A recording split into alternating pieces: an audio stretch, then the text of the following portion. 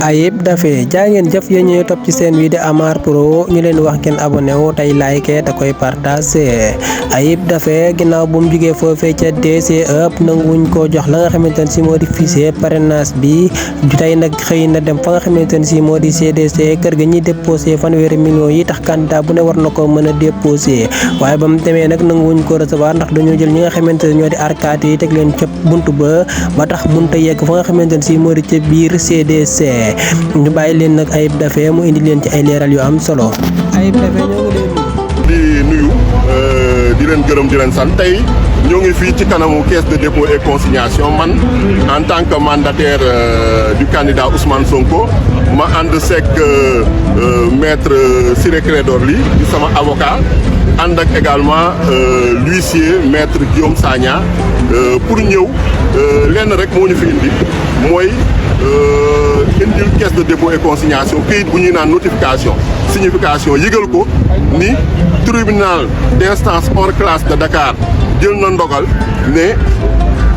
Usmaan Sonko luñ ko dindi woon ci liste bi teguñu ko ci yoon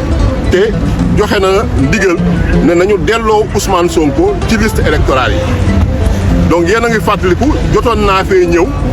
ba déposer sama caution 30 millions indaale chèque indaale document yëpp ñu jox ma quittance buñ may jox quittance ñu dalal ma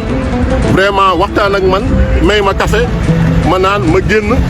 fii laa tenir sama point de presse buntu caisse de dépôt et consignation waa caisse de dépôt et consignation souhaité ma bonne chance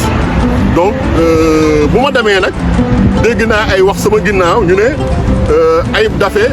delloo nañ ko chèque bi parce que amul woon droit déposer caution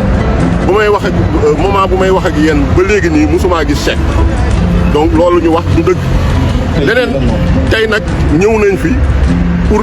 informer leen ci décision bi pour que ñu jox ñu suñu attestation parce que dañ ñu amee attestation boo xam ne mooy attestation de paiement jotoon nañ fi yónnee huissier ba huissier bi defal nañ leen sommation parce que directeur général bi nga xam ne mooy Cheikh Issa Sall dafa daw di dawloo huissier bi pendant 4 jours huissier bi mënu ko gis huissier bi nag constaté di directeur général bi bañ na kaa recevoir bañ naa recevoir sommation boobu donc këyit boobu ñoo ngi ko yor ak ñun léegi nag tey dañu ñëwoon yëgal leen ni Usmaan Sonko delloo nañ ko ci liste électorale yi te normalement comme ñoom lay bu ñu amoon mooy Usmaan Sonko nekkul ci liste électorale moo tax warul déposer caution tey nag delloo nañ ko ci liste électorale am nañ décision de justice boo xam ne tribunal d'instance hors classe de Dakar moo ko jël l'honorable juge Racine Thion moo ko jël donc muy décision exécutoire et définitive donc ñoom nag lu leen dese moo ñu jox ñu suñu attestation tey nag loolu moo ñu fi indi woon mais gis nañ ni comme amatuñu lay comme amatuñu alibi amatuñu prétexte maanaam lu ñu doon jéem a indi comme alibi jeex na lu leen dese mooy sant police ñëw bloqué ñu sa entrée ne tey duñu dugg donc loolu nañu constaté man en tant que député honorable député nekk membre conférence des présidents assemblée nationale nekk président de commission à l'assemblée nationale donc huissier bi nga xam ne day def liggéeyam kenn waruñ kaa tere mu dugg ci service public tey ñoo ngi ci kanam benn service public boo xam ne moom dama ne tey service public bi mandataire Usmaan Sonko avocat wu huissier bi kenn du fi dugg donc ñoom maanaam amatuñu lay amatuñu prétexte donc lu ñu doon def tappale caaxaan yooyu ñoo doon def tey feeñ na leer na nañ ñun nag dañuy continuer suñu liggéey